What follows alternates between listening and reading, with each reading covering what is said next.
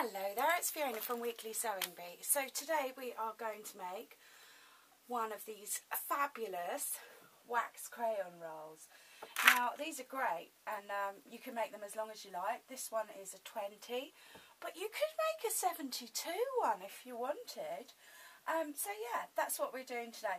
Now it's all straight line sewing. What you'll need is relevant fabric, so we can discuss that. Obviously you need to know the size of the crayons, so you know, I don't know if you're buying the crayons before or afterwards, but you do need to know the size of the crayons. I've used a button to hold it together, and I've also used a hair tie for the elastic. Now there is a reason for that, and it's not just cheapness, it's just to make it quite easy for me to sew. You know, yeah, I know it's going to stay on there, it's nice and secure, and yeah, it is relatively cheap. I'm going to use a post-it note later on in the sew. You do need something just to mark up where you're going to measure on the sewing machine, and because we're using a nice soft cotton types, then it's going to be best if we can iron those seams flat when we sew. Okay, so let's make a start. What I have here, and I suggest you use a piece of fabric that's similar to the fabric that you're going to sew with. I folded it once, so it's 2 thicknesses, and I'm folding it again, so it's 4 thicknesses. I'm going to put a pin in, and I'm going to take my wax crayon, and I'm going to put that in there nice and snug, and then I'm going to re-pin.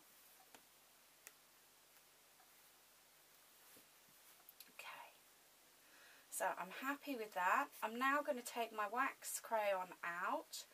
I'm going to straighten out my cloth, and if I've managed to do more on the top than I have the bottom, I'm just going to do it again. So I'm going to pick it up, and I'm not going to go on to any steps until I'm happy. I do need this measurement. Okay, so stab myself. I'm not very good with pins. Alright, so I'm now happy. I have the information I need for the next step. I'm going to take a post-it note, and what I'm going to do is I'm going to mark, I'm going to start again. Okay, I can even do it from the end. I never think to, actually. So what I've got here is the information of those steps. I'm going to put that to the side. Oh, no, I'm not. I'm going to take that. I'm going to take my tape measure, and I am going to go. Alright, every slot needs to be just under 1 inch. I can turn it round and maybe I can do it with this. Okay, 2 centimetres for every little slot. Just check that. Yep, 2 centimetres. So, I'm going for 24 wax crayons. I know you can go for 72 if you want, but the video would be quite long and boring. So I now know that 2 centimetres, 2 times 24, 48. So I need 48.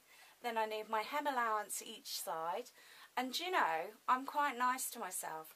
I'm going to give myself just some excess, okay? And this is going to become clear, because what I can do then is I can sew it, leave this end open, and if I have gone slightly bigger, then I can carry on without running out of fabric. If I've gone slightly smaller, it's not going to work and I have to unpick. So every 6 little stitches I'm going to check it, but that's jumping ahead. So 2 times that, 48 centimetres plus a little bit. We now need to know how big we would like to make the width of it. So if I was doing 72, yes, I could do 72 times 2. I know, I know. I would love 72 actually. Okay, so what I've got here is I have got a bit of fabric and I did cut it at the same time as I made that one. This is just because it's so much easier for me. But I've got my crayon. Now I need a little shelf to put my crayons in. And I need to have in there, in my mind's eye, my hem allowance. So I can do that. And I do need a little shelf at the top with my hem allowance so that they don't all fall on the floor. Okay, so there we go. It pretty much is, if I lie it flat again, over double. Okay, now if you're doing it for felt tip pens, then it wouldn't be over double. It would probably be about this much again, you know. But yeah, so your crayon, your shelf, your hem allowance, your little shelf and your hem allowance. Okay, so that's great. I have everything I need to start sewing.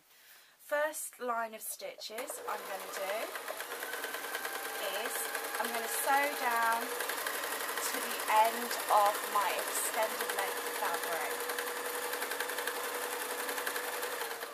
Okay.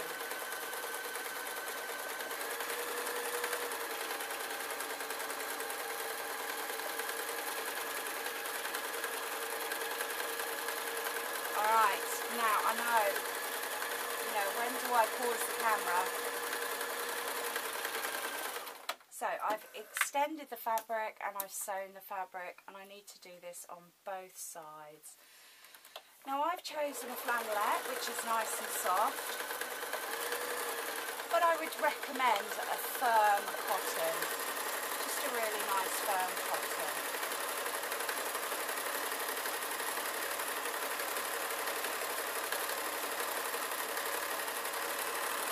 Okay.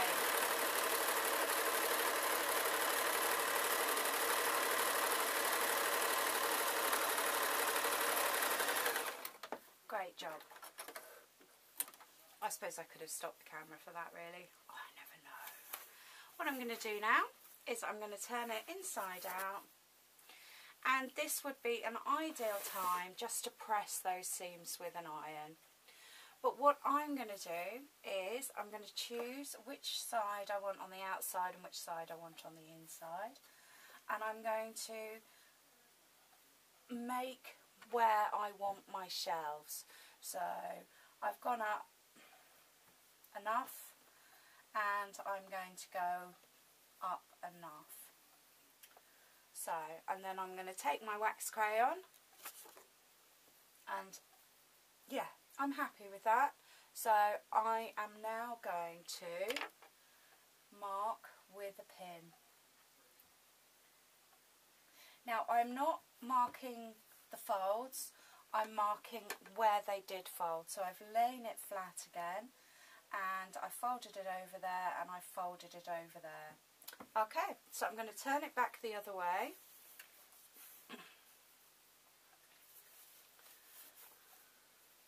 Now this is a bit tricky. It's just, we do have two choices. You know, we could actually do the shelves just by folding it, and I know, but I want it to look super neat. So what I'm doing is I am now putting it back the way it was. I'm being careful I don't injure myself with the pins, because they are still there. And I'm going to fold it so that it rolls over. So I've got a little M there.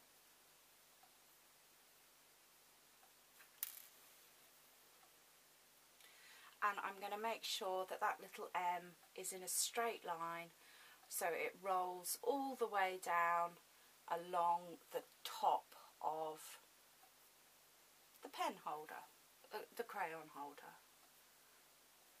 Okay, and then I'm going to do exactly the same with the bottom shelf, and in fact I can even just put that pin back in so I know where I'm going to sew. Very simple, but this just does give it such a nice finish, so it's really, really worth the effort.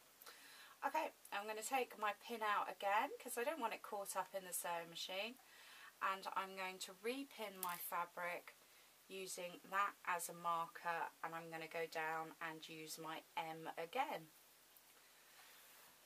So let's fold that down and fold that through. And what I need to do is I need to make sure these ends are straight. Okay. So I can put that one in the sewing machine, and I can just double check that this one's right, because I don't want the top one to come down too much. That's grand.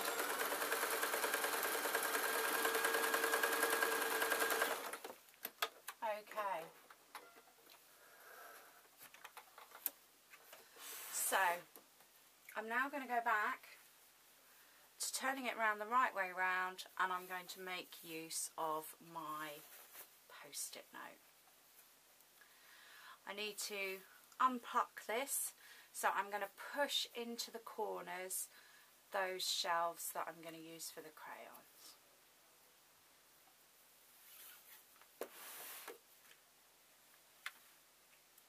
I'm going to take this, and I'm literally, all I'm doing is just making sure that I've got it.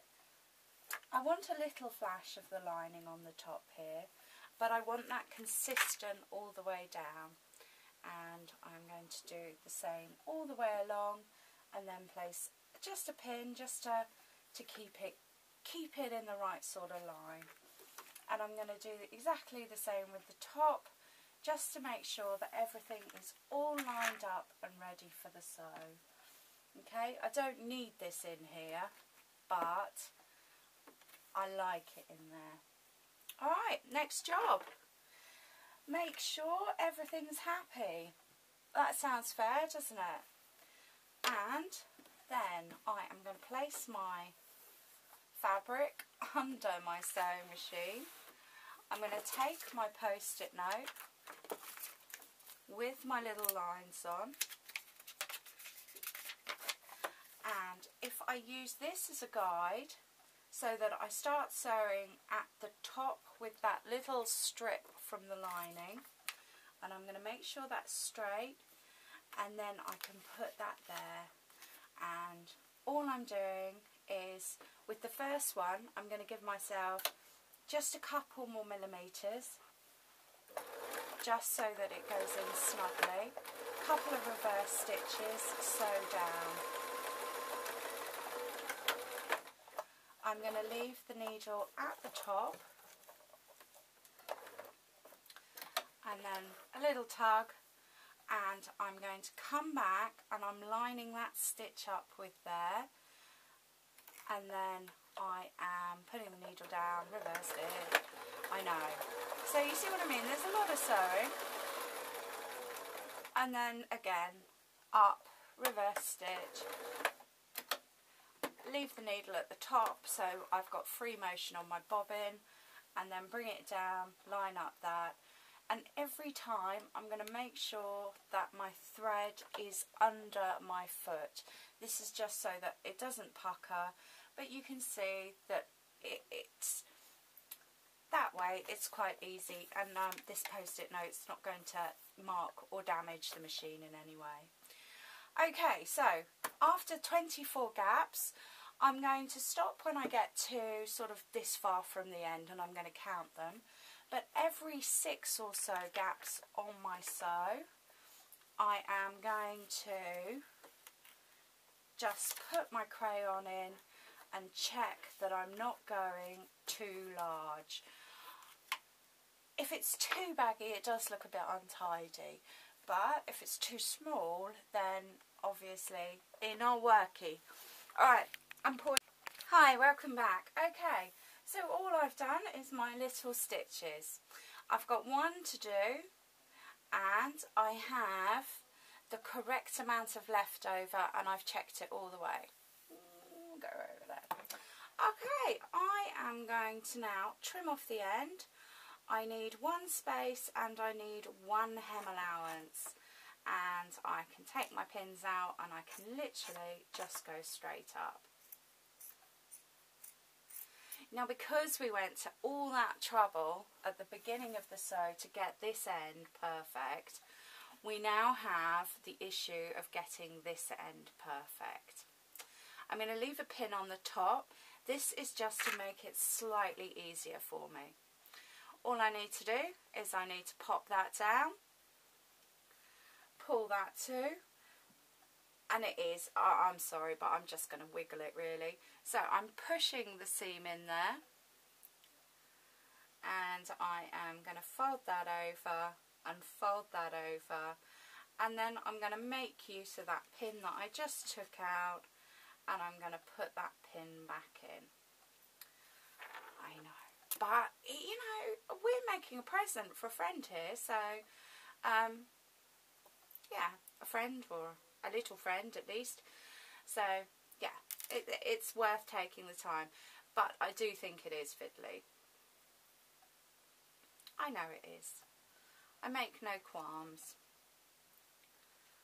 Okay, so that's that side done. That side's the easier side, and then again I'm going to go and do that side. Now, whenever I top sew something, I always like to continue the top sew all the way around. I'm going to do that with this as well, just because I think it looks neater, and it will just make this all a bit more robust. So now, yeah, it did occur to me that I didn't say, but whilst I was going through my material to find enough matching material to do two of these, the grey is actually a pillowcase, so you could just use two pillowcases to make two. No, yes, two pillowcases to make four, sorry. Maths is a really strong point. Now, I've got that end pinned. I'm going to not do anything with this except for top stitching, but just to keep it in place, I'm going to place a pin in there as well, so that I don't have to worry. And I'll be sewing down this way, so I'm going to place the pin in this direction, so that when I sew, I can just pull that out. And very simple, and yeah, just very, very simple. So yeah, let's get the machine to do that. Oh, yeah, no, I knew there was a reason that I was going to miss something. So, because, and they need to be matching, they have to be matching.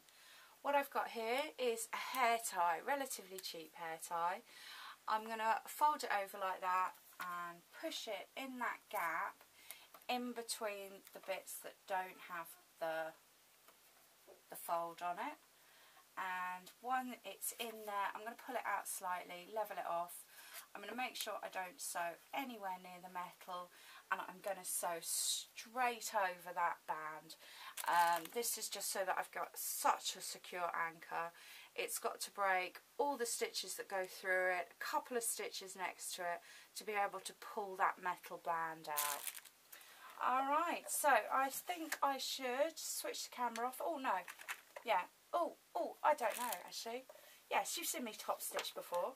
So, after I've top stitched all the way around, including sewing over my band, then I have to put the crayons in, and so that I can measure where I'm going to place the button. Now, I must admit, I do like this old style wooden toggle. I might be alone in that, but I think the people that are going to appreciate crafted gifts are crafters themselves. Now, saying that, a knitter probably wouldn't appreciate another hat, because she could quite easily do one better than us in exactly the right colours. But a knitter would appreciate something sewn, and a sewer would probably appreciate something knitted. So, you know, yeah, because, yeah, one of the things I have with my friends is some of my computer friends, they don't actually believe it, you know. I don't know if they think I go around buying stuff to Give out. Well, I don't know. Anyway, so that's pretty much finished. I'm doing my top stitch. I'm going to trim all my ends because there's loads. And all I have to do is put my wax crayons in and wrap it, and away I go. So thank you ever so much for watching. My name's Fiona from Weekly Sewing Bee.